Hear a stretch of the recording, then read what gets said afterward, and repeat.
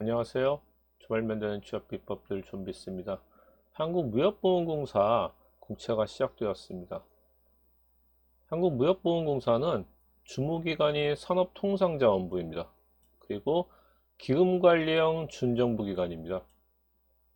주무기관이나 기관 성격에 대해서 모르시는 분은 오른쪽 상단의 동영상을 참조해 주시기 바라고요.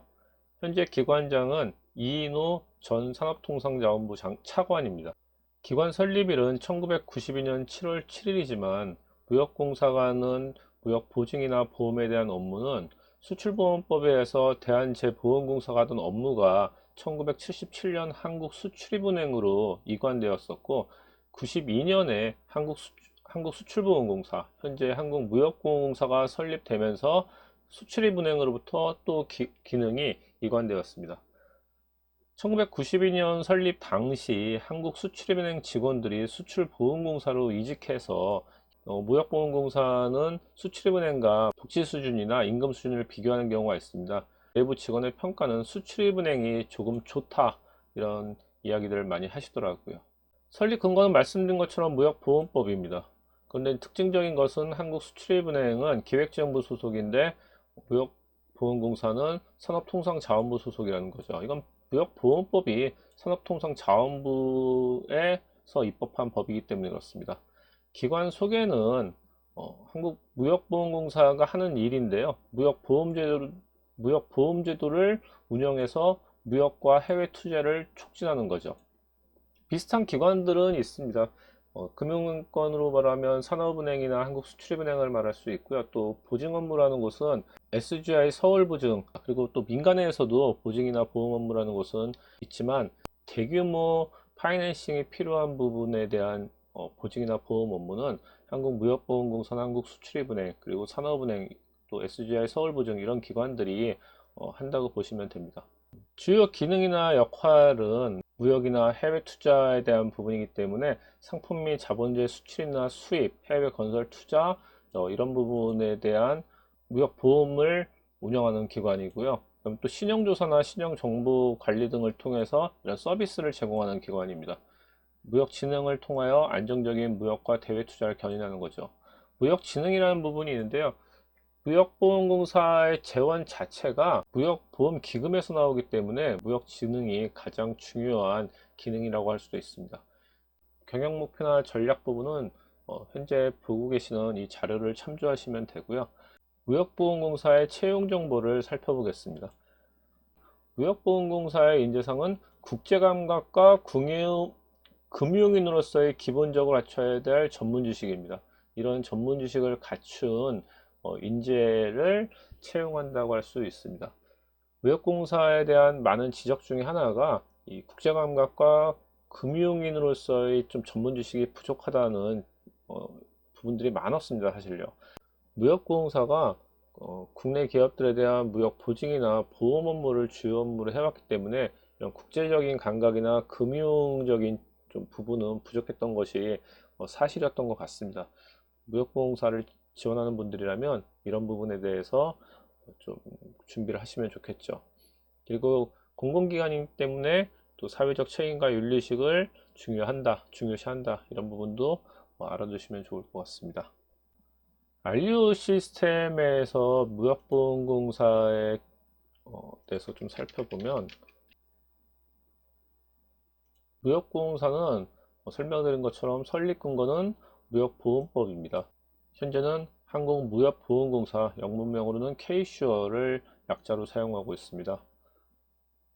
1968년 수출보험법에 의해서 기반이 마련돼서 1969년 대한제보험공사에서 수출 업무 개시를 했고요. 1977년 수출입은행으로 대행간이 변경되었고 1992년 한국수출보험공사가 설립되었습니다. 2010년에 현재의 K슈어 한국무역보험사로 재출범해서 2020 뉴 비전을 선포했다고 합니다. 2018년 12월 현재 기준으로는 무역보험 실적은 149조 원입니다. 무역보험이란 무역과 해외 투자 촉진이라는 정책적 지원 수단입니다. 현재 무역보험을 하는 국가는 60개국국 약 72개 기관에서 운영을 하고 있습니다. 이렇게 무역보험을 하는 이유는 대규모 해외 투자나 거래가 이루어지는 경우 정부가 보증하는 것이 신뢰성이 높기 때문에 이런 국가가 보증하는 기구들을 설립해서 운영하는 거죠. 참고로 현재 평균 보수액, 무역보험공사의 평균 보수액은 9,200만 원 정도, 19년도 기준입니다. 그리고 신입사원 초임은 4,100만 원 정도입니다. 조직은 6본부 27실부, 정원은 642명으로 구성되어 있고요. 국내 18개 지부가 있고요. 또 국외에 19개 지부가 있습니다. 무역보험공사 직원들은 대부분 서울 본사에서 근무를 하지만 국내 지사나 해외 지사에서 순환 근무도 한다는 사실도 알아두셔야 합니다. 신규 채용 현황은 2017년 31명, 2018년 43명, 2019년 31명이었습니다. 비전 및 경영 전략 부분은 홈페이지 등을 참조해 주시면 될 것 같고요. 현재 총 자산 규모는 약 4조 3천 정도 되고 있는데요.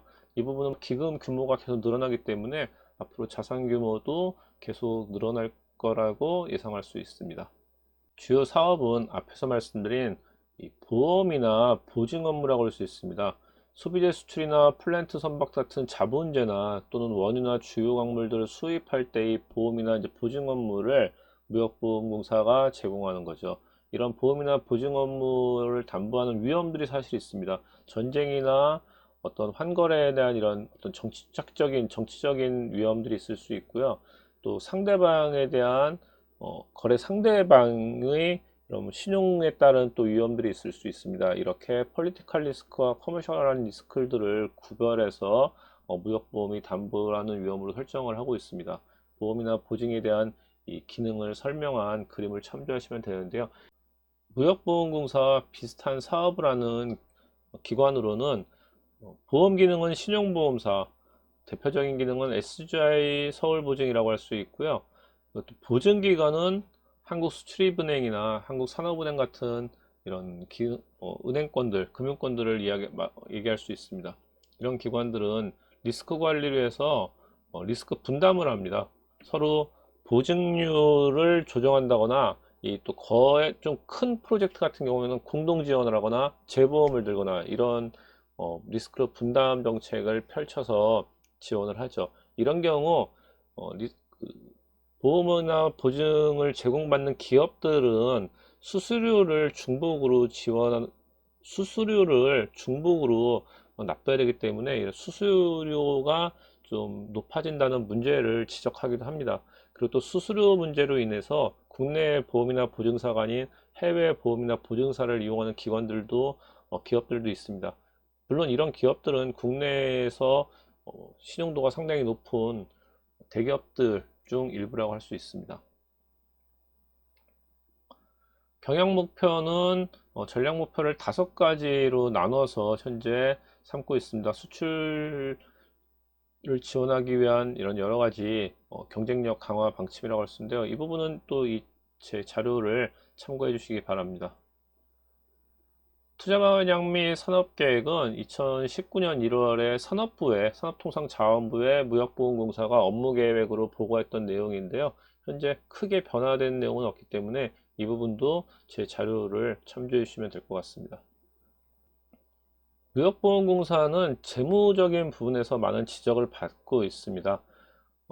무역보험기금을 활용해서 무역에 대한 지원을 하다 보니까 다른 금융권에 비해서 리스크가 상당히 높은 건 사실입니다. 많은 보험이 사고가 발생하는 거죠. 이런 경우 사고율도 줄여야 되고 또 사고가 난 채권을 회수를 해야 되는데 상당히 어려움이 있기 때문에 국정감사나 아니면 다른 산업부의 그 감사나 이런 부분에서 지적을 받을 수밖에 없는 거죠.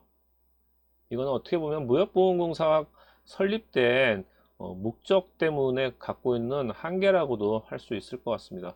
물론 이런 문제를 노력하기 위해서 사고율을 감축하거나 수익성을 제고하기 위한 노력들을 꾸준히 해오고 있습니다. 하지만 이런 노력에도 불구하고 국가 프로젝트의 금융 지원과 수출에 대한 부분이기 때문에 리스크가 발생할 수밖에 없어서 정책적인 지원에 대한 요구도 무보는 계속적으로 해오고 있습니다. 재무 전망에 대해서는 제가 작성한 내용을 참고하시기 바랍니다. 경영환경 분석에 대해서 말씀드리면 정책적인 환경은 국정과제를 이행하기 위해서 4차 산업혁명에 대한 선도적으로 추진하고 있다는 부분을 가장 중점적으로 지금 내세우고 있고요.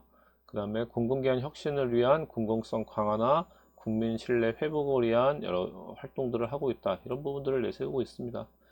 중요한 거는 경제 무역 환경이 변화하고 있다는 점이겠죠. 이 자료가 2019년 산업부 보고 자료이기 때문에 당시 선진국의 성장세가 양호했습니다. 하지만 현재 2020년 코로나 사태를 겪으면서 IMF의 세계 경제 전망치를 보시면 알겠지만 전부 다 마이너스 성장을 하고 있습니다.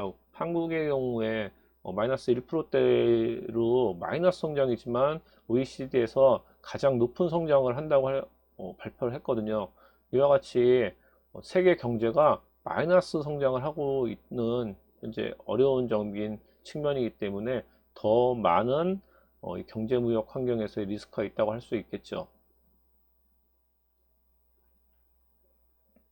2019년도에 국내 경제 3% 성장을 예상했지만 말씀드린 것처럼 올해 마이너스 성장이 되기 때문에 이런 부분에 대한 무역보험공사의 아마 올해 수익률은 더 떨어지고 보증이나 보험에 대한 이 사고율은 더 높아지지 않을까 생각합니다. 산업환경이나 기술적인 측면을 보면 4차 산업혁명은 앞에서 말씀드린 것처럼 모든 산업들이 현재 4차 혁명을 통한 이 융합 초연결 기반의 IoT나 AI 기반 로봇 빅데이터 등 이런 부분들을 부각하고 있어서 무역보험공사도 이런 산업에 대한 지원을 늘리려고 하고 있습니다. 중요한 부분은 금융산업이 변화하고 있다는 거죠. 핀테크나 이런 신기술을 이용한 금융환경의 변화로 모두 업무 효율화음이 대고객에 대한 환경 개선을 위한 여러 가지 사회적 기술적인 부분에 대한 이 변화를 추구하고 있다는 점입니다. 이제 새로 입사하실 지금 여러분의 입장에서는 이런 부분에 대해서 많은 고민과 준비를 하실 필요가 있습니다. 수학 분석을 해보면 강점 요인은 아무래도 대외 거래 위험에 대한 역량과 노하우가 있다는 거죠. 그리고 중소기업에 대한 지원 노하우가 상대적으로 풍부합니다. 그 이유는 주관기관이 산업통상자원부여서 그렇습니다. 현재는 산업통상자원부에서 이 중소기업 벤처부가 떨어져 나갔지만 몇 년 전까지만 해도 중소기업 벤처부가 이 중소기업청이라는 이름으로 산업통상자원부에 있었기 때문에 중소기업에 대한 많은 지원을 해왔기 때문에 그에 대한 노하우를 가지고 있는 겁니다. 약점적인 요인은 앞에서도 말씀드렸지만 인력이나 조직의 면이 국제적이거나 금융인으로서의 전문 역량은 상대적으로 떨어진다는 점입니다. 그리고 공공기관의 특성상 운영이 상당히 경직되어 있습니다. 그리고 정보 시스템이 노후화되기 때문에 앞에서 살펴봤던 이 산업기술 환경적인 측면에서의 금융산업에서의 신기술을 활용한 이런 부분에서의 좀 경쟁력은 떨어진다고 할 수 있죠. 그리고 기금 건전성을 제고할 필요가 있다는 점입니다. 물론 기회 요인에서는 혁신 성장과 소득주도 성장으로 인해서 많은 지원적인 우리나라 기업에 대한 지원적인 필요가 있기 때문에 무역보험공사의 역할은 더 커질 겁니다. 제일 중요한 거는 위협적인 요소겠죠. 일부 신흥국의 금융 불안만이 높은 것이 아니라 현재는 전 세계적으로 경제 위기이기 때문에 금융 불안의 가능성이 더 높아지고 있고요. 코로나로 인해서 세계 경제가 침체되면서 보호무역은 더 심화될 가능성이 있습니다. 그리고 우리나라의 전통 수주 산업이었던 조선업이나 플랜트와 같은 부분의 산업 경쟁력이 빠르게 떨어지고 있다는 점이죠.